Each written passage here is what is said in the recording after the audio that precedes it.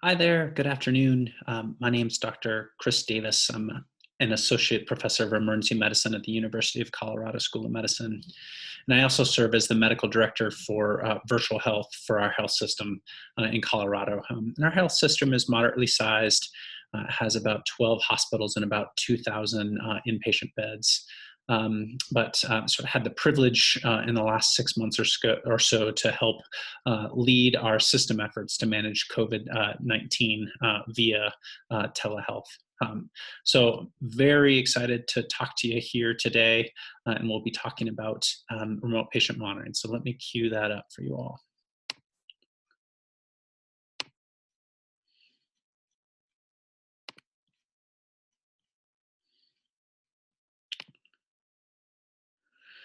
So again, the title of this talk is going to be extending COVID care into the home using remote patient monitoring.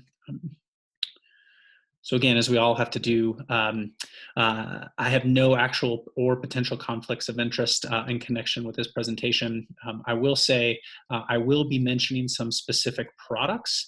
That being said, I don't own these products, and I've never been a paid consultant for any of these companies. So without further ado, again, what are we going to accomplish in the next half an hour or so? So first, we're just going to talk about some of the historical landscape of remote patient monitoring, so where we've come from and where we're going. And then we'll just talk about how COVID itself has just dramatically changed the incentives to provide remote patient monitoring services and frankly, telehealth in general. Then we're going to talk and spend probably the lion's share of our time talking specifically about UC Health's pilot home monitoring program for COVID patients who were just discharged from the hospital. And we're going to wrap things up to say, hey, really, where are we going? What are some use cases that we may see in the future for remote patient monitoring? So again, as I think this is intuitive for most in the audience, but I mean, COVID truly has fundamentally changed the incentives around telehealth writ large, and then remote patient monitoring specifically, right? Again, as probably we all who work in the space knew 6 months ago, telemedicine could be a relatively hard sell, right? We were seeing growth, but adoption, both in patients and providers, was relatively slow. But these are data that sort of describe, again, this absolutely crazy, unprecedented time period that, at least in the United States, started in March, right? And again, the story before the pandemic was, hey, sort of slow, respectable growth, maybe a bump during influenza season, and then just really the demand just going through the roof, and in some cases the wheels absolutely falling off, right? And so we went from seeing about 20 patients a day in our virtual urgent care program to seeing over 250 a day at the peak of our pandemic, again in mid to late March. And this was, it just an incredible amount of growth in a very short period of time, right? Approaching 900% increase in volume. And that really just sort of drives home this idea that again, the game has just radically shifted, right? Patients were incredibly motivated to seek healthcare without going into the hospital, and therefore without risking potentially exposure to other people with COVID. And for many providers, whether or not they had interest or not in telehealth, it may be the only way that they could actually keep the lights on. It could be the only way that they could actually see their patients in many cases, and certainly that was the case for primary care. And then again, as social distancing and the lockdowns actually progressed and caseloads moved in a positive direction, we saw this sort of shift back to more in-person care. But we're still way above baselines pre-pandemic, and frankly, that's probably not going to change. So again, from the 30,000-foot view, again, I wanted to just sort of call this out. Usually there are sort of four buckets described in the telehealth workspace, right? So the first use case is real-time communications, usually also called live interactive video, though it could also be via phone.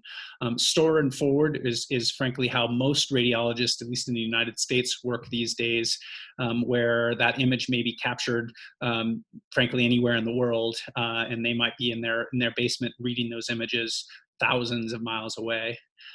Mobile health, or mHealth, is probably the most heterogeneous. And that's really just anything that's sort of enabled through some sort of mobile device. And then there's remote patient monitoring, and obviously we're going to be spending most of our time talking about this. But what I think is important about this diagram is that there are just overlaps in all of these use cases, and that's sort of critical to understand. Again, real-time live interactive video can overlap with RPM, and we'll talk about that use case.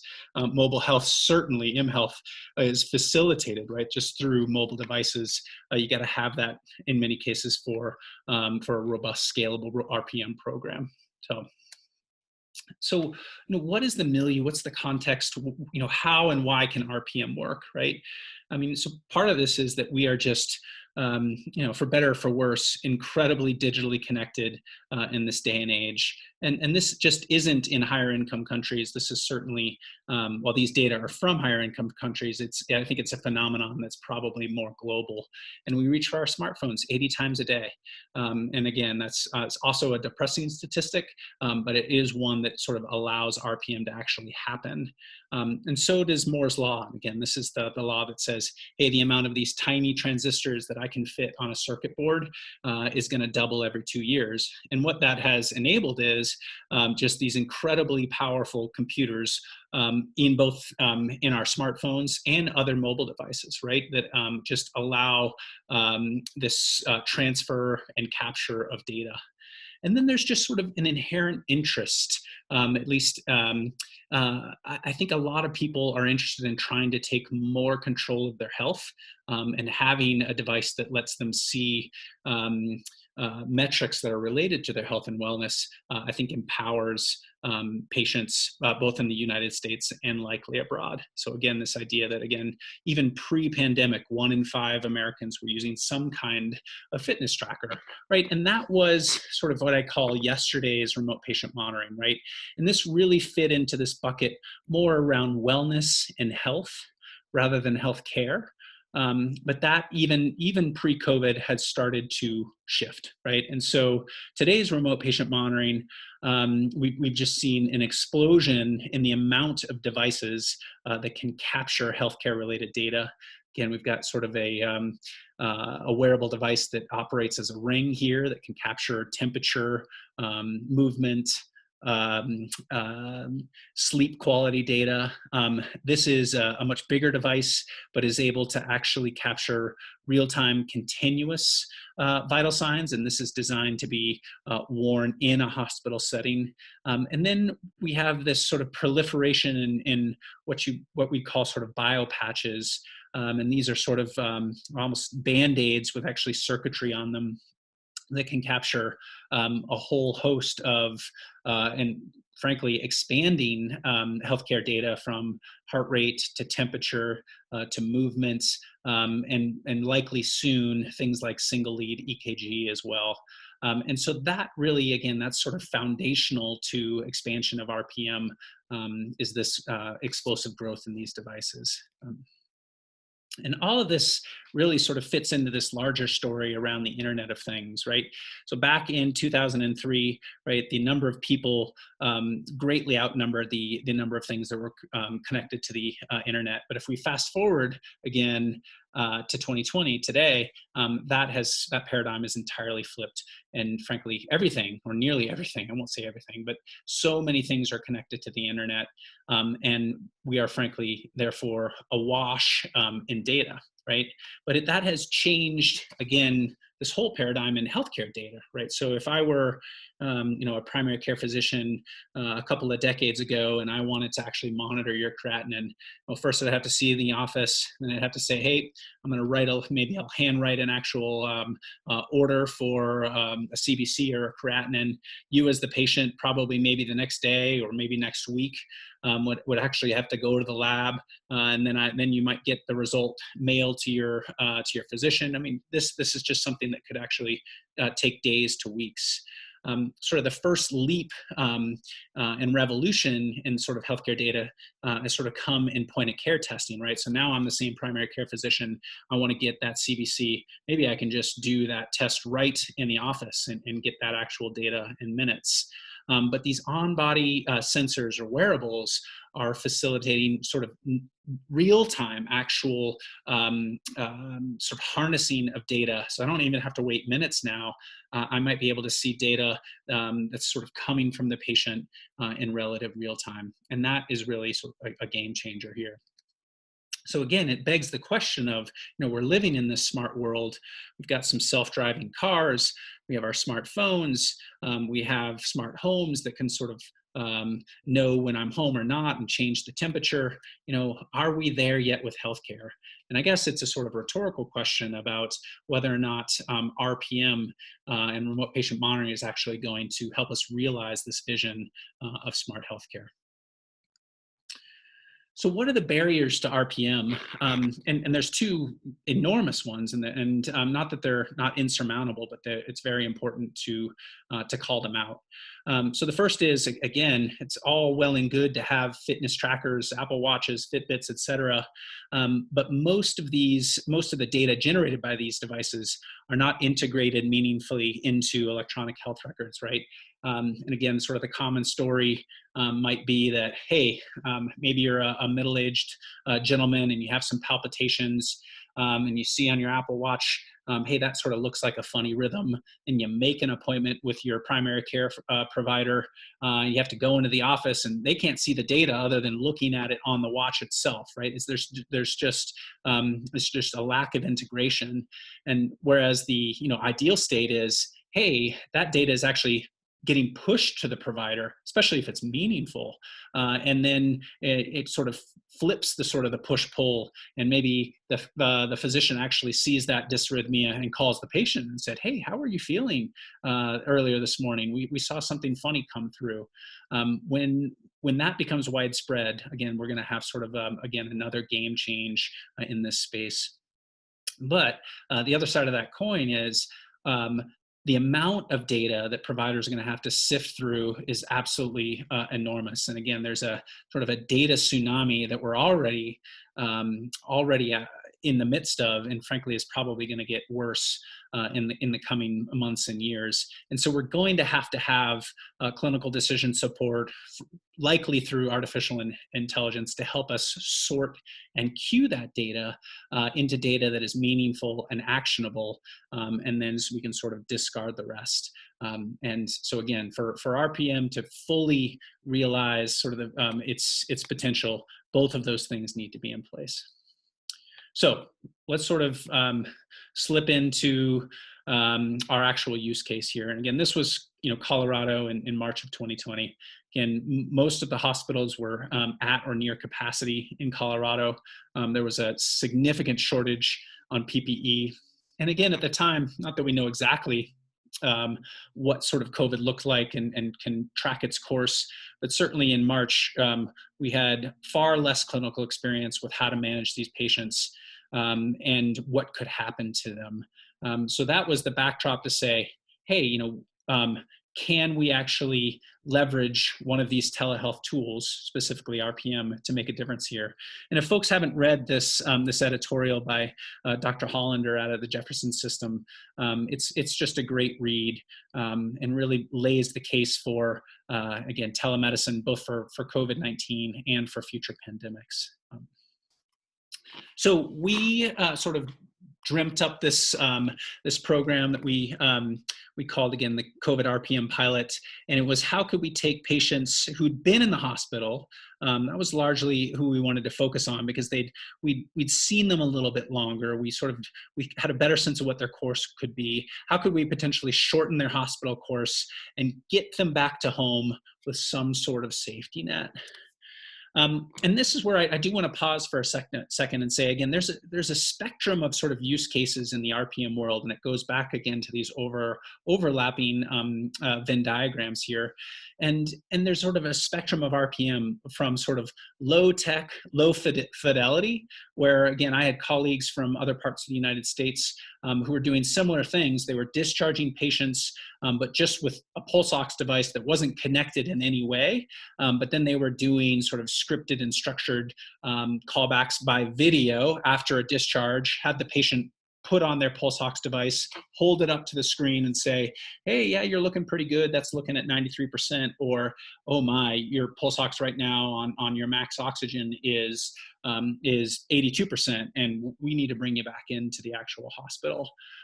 The other end of that spectrum is using a device that is integrated and is able to actually queue up continuous vital signs. And we were really interested in trying to sort of push the envelope and make progress in that space. And so that was sort of the solution we chose. So again, just to sort of bring that all together, as we're trying to actually move the needle in the RPM space, these are sort of the foundations of that. So one, having a device that's integrated into the electronic health record, and so that we're actually able to see primarily that data. We want to be able to actually overlay some sort of prescriptive intelligence to try and queue up that data, discard the meaningless data, queue up the meaningful data. And then what sort of provider infrastructure, we have to have something in place to actually then be able to act on the data, no matter what, whether or not it's Tuesday at 11 a.m. in the morning or Saturday at 3 a.m. at night. Somebody's got to be there to actually act, especially when the stakes are so high with something like COVID. So again, this is sort of the realization of that vision. We used the Masimo SafetyNet application or app in their device. That was a device that was connected and able to actually relay vital signs through a Bluetooth connection. We could see that data both on a digital portal, secure digital portal that was provided by Masimo, but we also pulled that data into our electronic health record. And then again, back to that virtual surveillance piece, we had a tech who was actually eyeing that data in real time, 24/7. And then if they were seeing something that they had a question about, then they could escalate to a nurse or a physician. This is sort of the same information, but sort of put in sort of a picture format. So this was the device that we sent patients home with. Again, it almost just looks like a sort of an Apple Watch-ish type device with a pulse ox. This was connected to the internet. This was sort of the readout that we could see. And again, these are data from the actual program, the identified data, but you can see, hey, this was a patient who had a significant desaturation in the middle of the night. This would have triggered alarms for us, and we would have reached out to the patient. But we could see sort of trends too, like, so this is hour-long trends of max heart rate in a given hour and min heart rate, as well as respiratory rate, right? And then this is just a picture from our virtual health center, one of our nurses who's looking at this data in aggregate, and frankly, both in inpatient setting and in the ambulatory setting in our RPM program. So this is a busy slide, but just gives you a sense of, hey, how are we thinking about what an alert or an escalation would look like? And frankly, this is where we still see sort of the greatest need for automation and that clinical intelligence that we sort of talked about. Because again, we have a tech that's sort of looking for these alerts, right? So let's say, again, for COVID, what's most relevant is the actual pulse ox. Hey, pulse ox is 85% for a significant period of time. That generates an alert for me to actually, if I'm the tech, for me to do something. I'm going to call the patient. Hey, did this device fall off? Is it just sort of, not sitting right on the body? Is the patient symptomatic? And then based on that data, they're either going to escalate or not. And then we're going to figure out what to do, right? Is it the right thing to actually call an ambulance to go and see the patient? Do we need to route the patient back to the emergency department? Or can this patient just sort of stay at home because this was a spurious signal? So again, we monitored about 90 patients in this program over a period of about 6 weeks or so. We really wanted to actually recruit higher risk patients, and this was important. We wanted to recruit patients that really we weren't sure. We weren't exactly sure. Hey, are you going to be safe at home? Let's give you this extra layer of again, or a safety net to get actually healthcare or eyes into your home space, and hopefully prevent an adverse outcome. And as you can see, there's sort of our age range, it was pretty wide. And this is sort of an important learning point that I think, again, and one we certainly was impressed upon us. What you can enroll elderly patients in this, and these are first generation devices, meaning, I mean, the tech troubleshooting is significant, but it is absolutely possible. And even if you had patients that are not necessarily tech savvy, it is possible to sort of help those patients through the actual process. As is probably the case in many other parts, certainly of the United States, but also the world, this was a disease that disproportionately affected at least minorities in the United States, but certainly more broadly, those who are underprivileged or lower income, right, who didn't have the ability to work from home, let's say, and just has sort of higher risk of contracting COVID. And so it was really important for us to figure out, hey, how are we going to actually get translator services to help us, because there was certainly a need, and this was certainly a reflection of who was actually getting hospitalized as well. So what was the work effort around this program? Again, we watched patients for an average of about 8 days.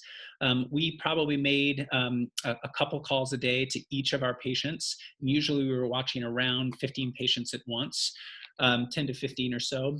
And then patients could call us as well and say, hey, I mean, either my device doesn't seem to be working or I'm not feeling right.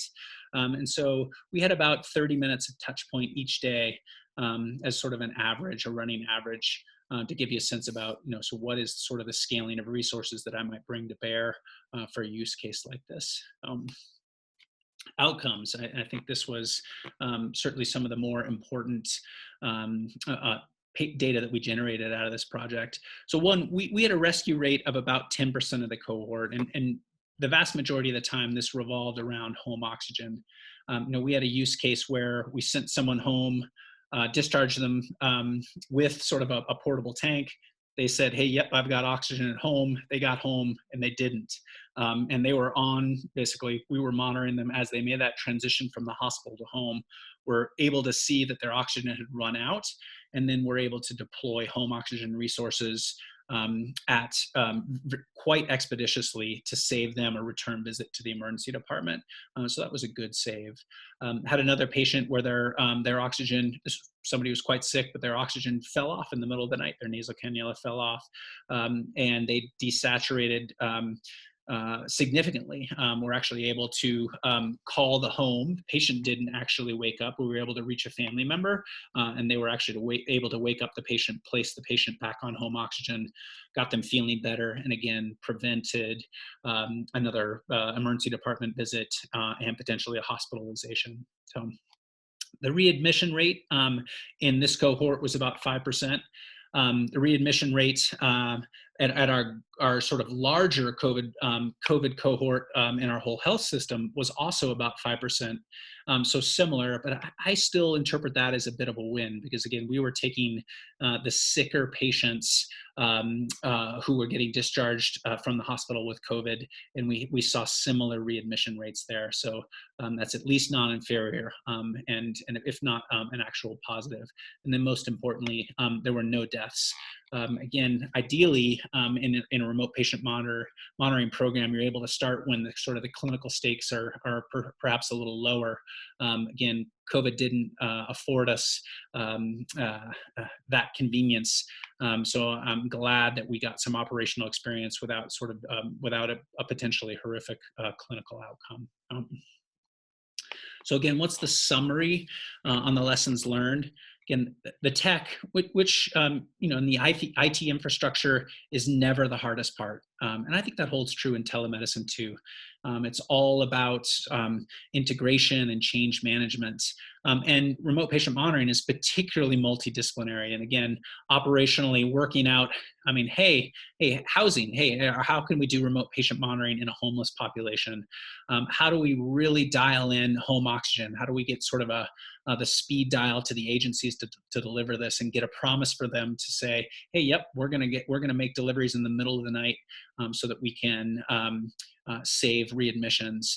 And then how do we weave in primary care follow-up too, right? So how do we let primary care doctors know that they're a part of this program once they're discharged from remote patient monitoring? How do we get that data and a summary of that data back to the PCPs so there really is a true transition of care? Because we're adding in sort of this gray area between the inpatient and the ambulatory space. But again, as I'd say, and I think I alluded to earlier in the talk, above all, you just have to be pragmatic and use what you got. And while we were sort of shooting for a relatively high IT bar, where we wanted to have again real-time continuous vital signs, you don't need to do that for an RPM program. Again, a pulse ox that the patient can again put on their finger and hold up to the video screen is also a quite effective way to do RPM. So where do I see this going in the future?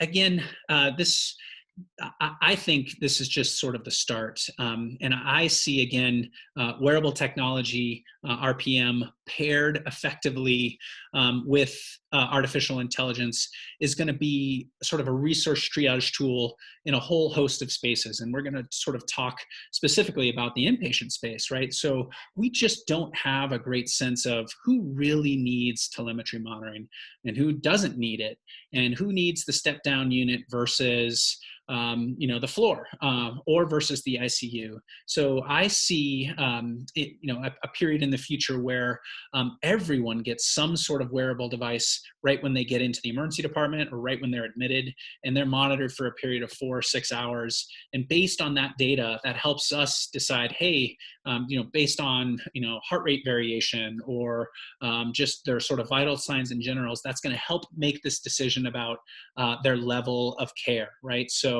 not only level of care at home, could they be discharged early in an RPM program, but level of care within the hospital itself, saying something like, hey, this patient really should be admitted to a telemetry service, or this patient needs a little bit more than that, but doesn't need the ICU. Let's get real-time continuous vital signs from this patient. And that's going to be a really powerful tool, especially in resource-constrained settings. And that's a good transition again to this other side, which again is, can we actually use RPM as a potential alternative to hospitals and telemetry boxes?